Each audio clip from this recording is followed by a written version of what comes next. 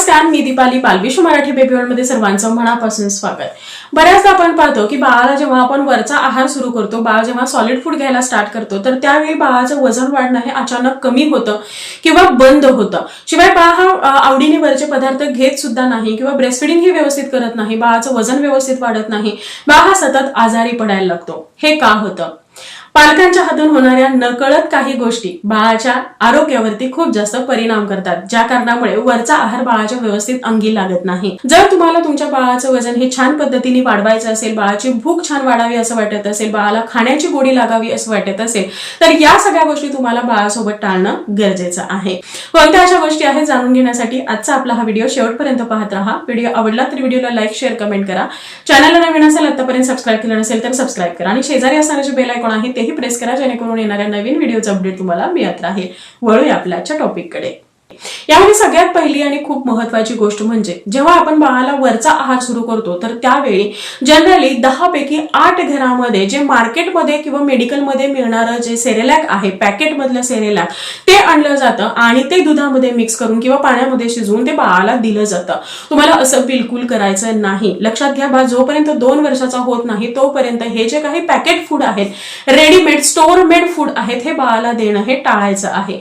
हे जे सेरेलॅक आहे यामध्ये एकतर खूप सारे ऍडिटिव्ह आहेत, खूप सारे प्रिझर्वेटिव्ह आहेत, केमिकल्स आहेत आणि सगळ्यात महत्वाचं म्हणजे भरपूर अशी शुगर आहे, जे बाळाच्या आरोग्यावरती खूप जास्त गंभीर परिणाम करू शकते. शिवाय याची एक सवय बाळाला लागते, ज्या कारणामुळे बाळ सेरेलॅक सोडून इतर कोणतेही पदार्थ खाण्यासाठी बघत नाही किंवा त्याला त्याची गोडी लागत नाही. हळूहळू बाळाची भूक ही मंदावते आणि यामधून मिळणारं जे न्यूट्रिशन आहे हे लिमिटेड असल्या कारणामुळे बाळाचं वजन व्यवस्थित वाढत नाही, बाळाची इम्युनिटी सुद्धा छान होत नाही. जेव्हा तुम्ही प्रवासामध्ये असता किंवा कधी खूप घाईमध्ये असतात, तर त्यावेळी वापरण्यासाठी किंवा बाळाला देण्यासाठी तुम्ही हे सेरेलॅक जरूर वापरा. परंतु डेली बेसिसवरती किंवा तिन्ही वेळेला बाळाला हे सेरेलॅक अजिबात द्यायचं नाही. बाळाचा सुरुवातीचा जो आहार आहे हा घरामध्ये बनलेला ताजा, पौष्टिक आणि पुरेसा असा आहार असायला हवा. यामध्ये चॅनलवरती आपण सुरुवातीला बाळाला कोणते पदार्थ द्यायला हवेत, किती प्रमाणामध्ये द्यायला हवेत, कशा प्रकारे द्यायला हवेत आणि ते का द्यायला हवेत हे सविस्तररित्या एका व्हिडिओमध्ये सांगितलेलं आहे. त्या व्हिडिओची लिंक मी तुम्हाला इथे वरती आय बटन मध्ये देत आहे. जर तुम्हाला तुमच्या बाळाला वरचा आहार सुरू करायचा असेल किंवा तुम्ही केला असेल तर तो व्हिडिओ जरूर चेक करा आणि त्यानुसार बाळाला वरचा आहार द्या. त्यानंतरची पुढची गोष्ट म्हणजे नॉर्मली आपल्याला असे सजेशन्स मिळतात की बाळाला सुरुवातीला डाळीचं पाणी किंवा भाताची पेस्ट किंवा भाताच्या वरचं जे पाणी आहे हे द्यायला हवं. लक्षात घ्या, जे बाळ लहान आहे त्याची भूक सुद्धा लहान आहे, पोट लहान आहे आणि अशा वेळी हे जे काही पाणी आहे म्हणजे डाळीचं पाणी किंवा भाताचं पाणी, या पाण्याने अगदी थोड्याशा पाण्याने सुद्धा बाळाचं पोट भरणार आहे, परंतु यामध्ये जे काही न्यूट्रिशन आहे हे अतिशय कमी आहे, ज्यामुळे बाळाचं वजन तर अजिबात वाढणार नाही. त्यामुळे बाळाला डाळीचं पाणी किंवा भाताचं पाणी देण्याऐवजी जी पूर्ण डाळ आहे ही तुम्हाला छान अशी व्यवस्थित सॉफ्ट शिजवून घ्यायची आहे, ती छान मॅश करायची आहे आणि ही डाळ तुम्हाला बाळाला द्यायची आहे. भात सुद्धा सेम अगदी मऊ असा शिजलेला सॉफ्ट भात तुम्हाला छान मिक्सरमध्ये ब्लेंड करून त्याची छान प्युरी बनवायची आहे आणि तो भात बाळाला द्यायचा आहे. तुम्ही जर वारंवार बाळाला डाळीचं पाणी आणि भाताचं पाणी देत असाल तर फक्त पाण्याने बाळाचं पोट भरेल, त्यामधून काहीही न्यूट्रिशन बाळाला मिळणार नाही आणि अर्थातच बाळाचं वजन सुद्धा वाढणार नाही. त्यानंतरची पुढची गोष्ट म्हणजे बऱ्याचदा पालकांच्या मला कमेंट्स येतात की बाळाला सफरचंदाचा ज्यूस देऊ का, ऑरेंजचा ज्यूस देऊ का किंवा आणखी कोणत्या एखाद्या फळाचा ज्यूस देऊ का. लक्षात घ्या, ज्यूसच्या बाबतीमध्ये सुद्धा हेच आहे. जे बाळ 1.5-2 वर्षाचं आहे किंवा त्यापेक्षा लहान आहे अशा बाळाची भूक अतिशय कमी असते, बाळाचं पोट लहान असतं आणि बाळाला या दरम्यान खूप साऱ्या पोषक घटकांची आवश्यकता असते.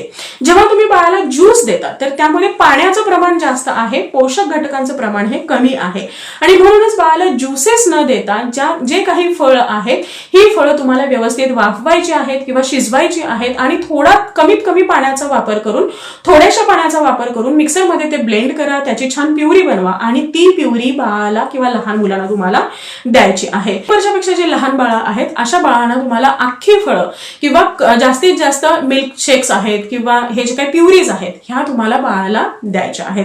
त्यानंतरची पुढची गोष्ट म्हणजे बऱ्याचदा आपण पाहतो की मुलांना हातामध्ये बिस्किट्स खायला दिले जातात किंवा दूध आणि बिस्किट एकत्र मिक्स करून त्याची काही एक प्युरी बनते तर ती मुलांना खायला दिली जाते. अगदी 6-7 महिन्याच्या बाळाला सुद्धा हे खायला दिलं जातं किंवा चहामध्ये बिस्किट बुडवून ते बाळाला दिले जातात. हे टोटली चुकीचं आहे. हे जे बिस्किट्स आहेत हे मैद्याचे बनलेले आहेत, शिवाय यामध्ये भरपूर अशी साखर आहे, यामध्ये खूप सारे प्रिझर्वेटिव्ह आहेत आणि सगळ्यात महत्त्वाचं म्हणजे यामध्ये ऍडिटिव्ह आहेत, ज्या कारणामुळे मुलांना ही बिस्किट खाण्याची इतकी सवय लागते की बाळ हा वरचा कोणताही पदार्थ खात नाही.